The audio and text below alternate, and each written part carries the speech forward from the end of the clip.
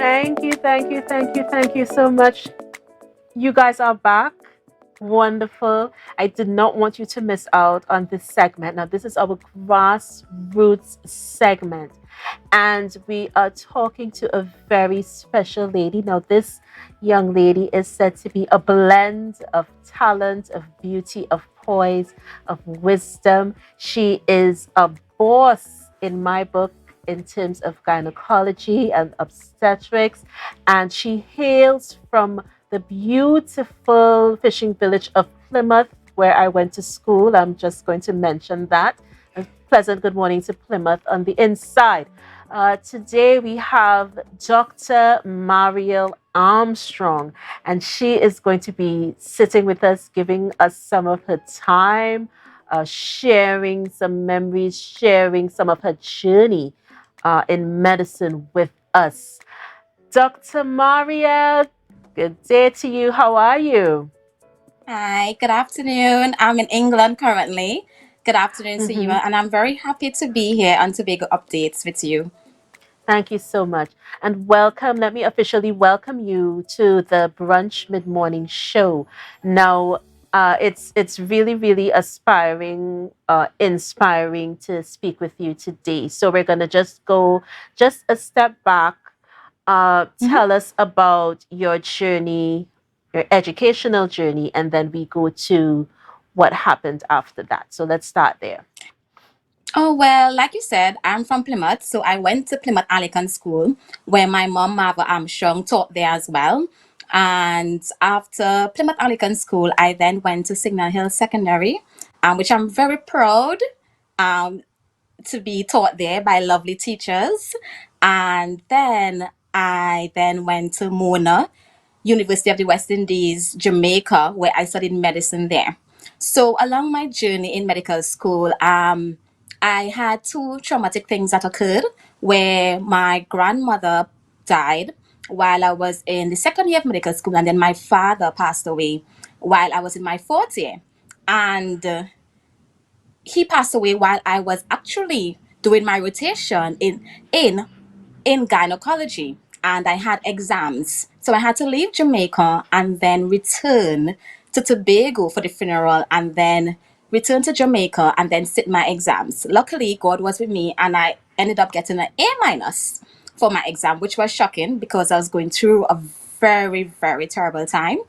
But God is definitely good. And then after Jamaica, I then returned to Tobago and I was an intern at Scarborough General Hospital. And then the first rotation and only rotation being a house officer was in obstetrics and gynecology. And I'm very thankful that it happened that way because normally doctors normally rotate to medicine and then to anesthesiology or emergency med. But because of short staff, I was placed in obstetrics and gynecology.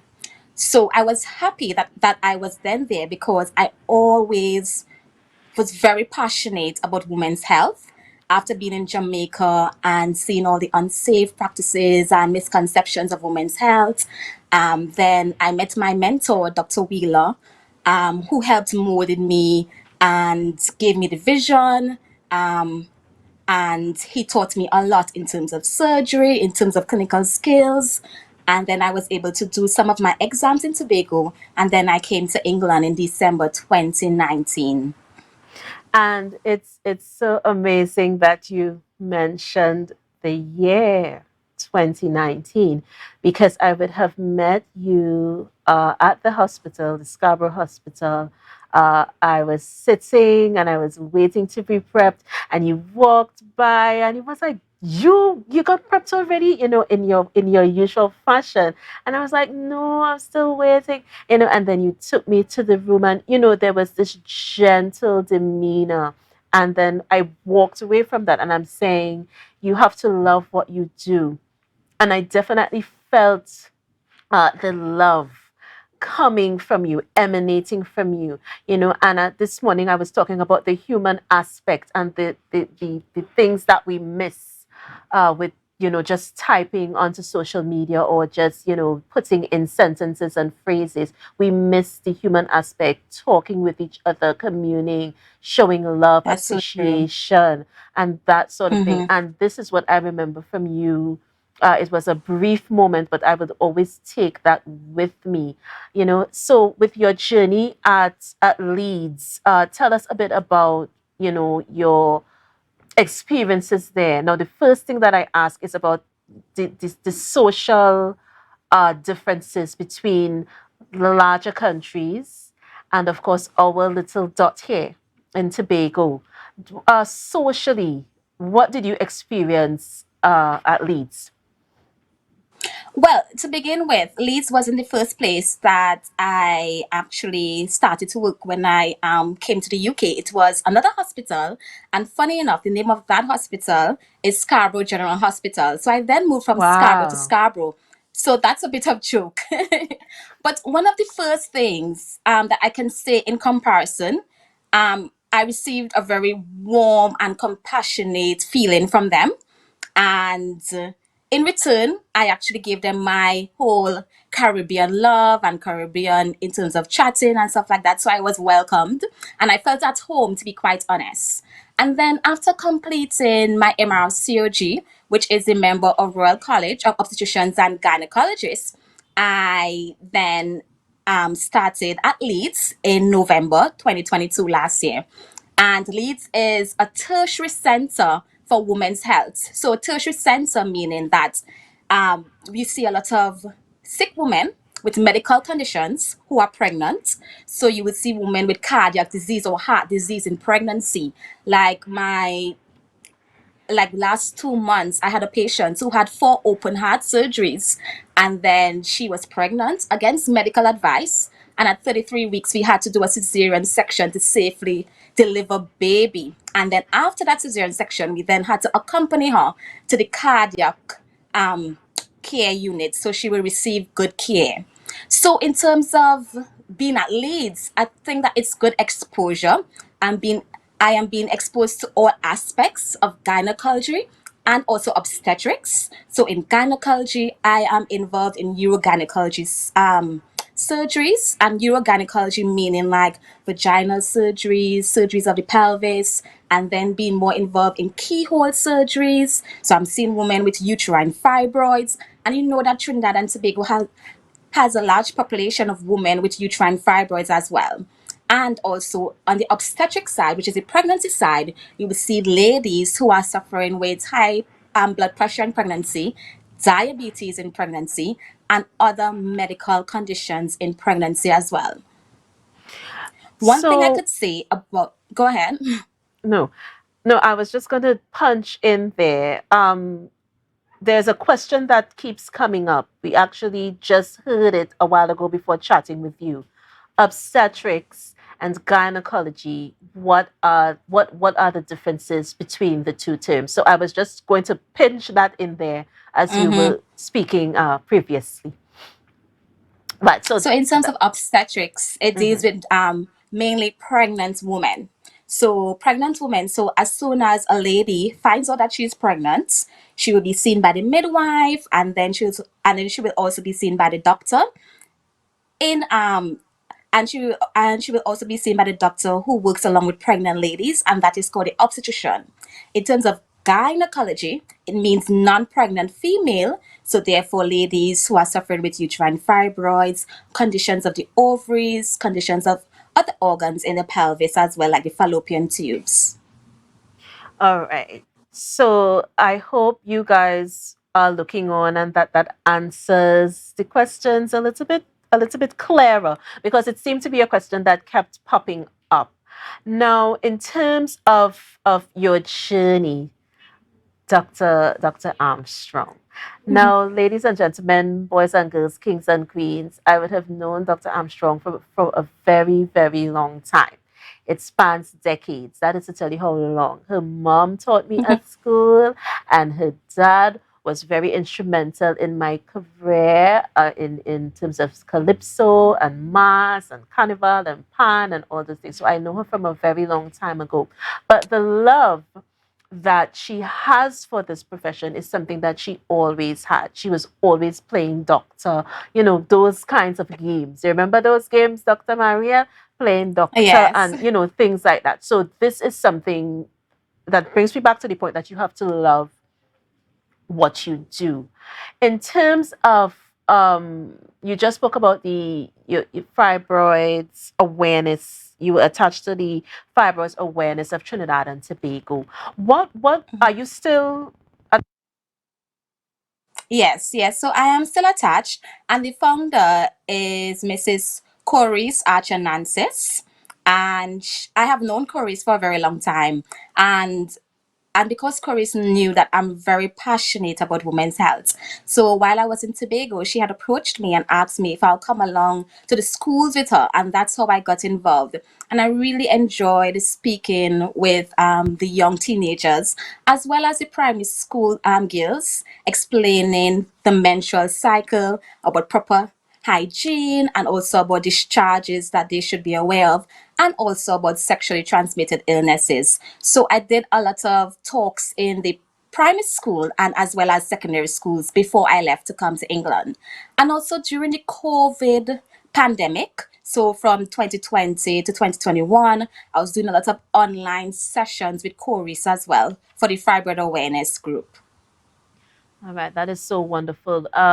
Guys, remind me we would have to have Mrs. Nancis on as well to speak on women's health. It's actually something in the making. So it's so ironic that you're Mm-hmm. mentioning Clarice at this point in time because that is one person that we need to be speaking to with women's health.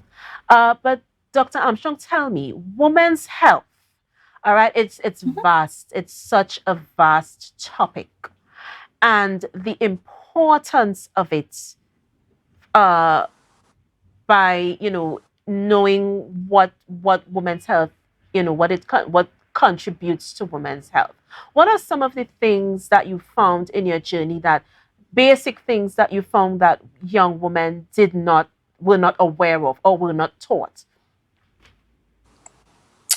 I will first start that prevention is better than cure. So a lot of women in Tobago, I should say, they were not aware of that they should be doing their smear test, their pap smear test, and this can prevent or actually reduce the risk of cervical cancer. So I'll say that's one thing that women were not aware of. They weren't aware of that the smear test actually helps to test for HPV, which is the human papilloma virus that is one of the main causes of cervical cancer.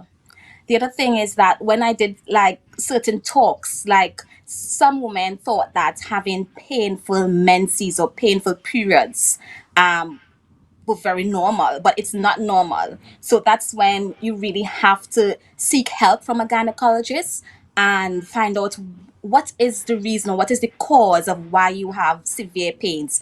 Could it be because you have uterine fibroids? Could it be that you have another condition such as endometriosis? Could it be that you have another tumor in your pelvis? So it's just that all girls or like most girls were taught that once you see your period you must have pain, and that is not a fact.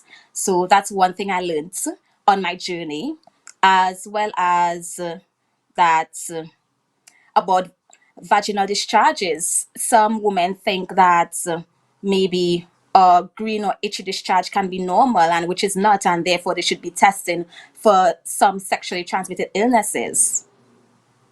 Definitely. And thank you so much for touching on that. As usual, so many things to talk about, not enough time. We Mm-hmm. need to have you back. But before we wrap, uh, any messages, any thoughts, anything you would like to say to our viewers to inspire them, words of encouragement. I would like to say that in life that you'll always have obstacles that will come your way, but always believe in God and push your way through. Always work hard and be disciplined. Always have that vision and that goal in mind, and always be kind and humble, because trust me, it pays to be humble and kind. Because I think that if I wasn't that way, I wouldn't have reached far in my career, because I had persons higher up in the specialty, like They were very willing to teach me. I was very teachable and I listened. I would take advice. If I did something wrong, I wouldn't frown. I wouldn't give attitude. So having a very positive attitude actually helps you to achieve your goals. And I'd also like to say thank you to Signal Hill Secondary School teachers. Like, they are amazing. I like to say special thanks to Miss Amin Bacchus, as well as Miss Carut and Mr. King, and also Miss Potts, who has retired now. I would also like to say thank you to my mother. She's actually here with me in England. So yeah, so she has always been very, very, very, very supportive. And also thanks to Dr. Wheeler, because he really saw something in me and was like, you need to go to England, you need to specialize, you need to be well rounded in this field. So that's it. Guys, Dr. Marielle Armstrong, the message: be humble, be kind. It takes you far. Be willing to learn and be willing to evolve. Thank you so much, Doc, for joining us on Brunch, a Taste of Tobago.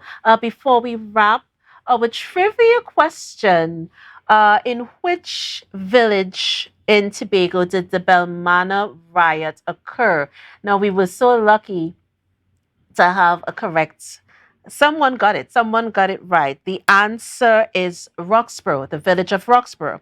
And our winner today is Chris Saul. Chris Saul is our winner today. So our team is going to reach out to you and give you all the specifics as to what you should do from this day forward. But thank you so much for typing. Thank you so much for letting your fingers work. And that's it for brunch today. Thank you for joining us. Have a blessed day, be safe, and remember, in case no one told you today, you are special. See you on Friday. Have a good one.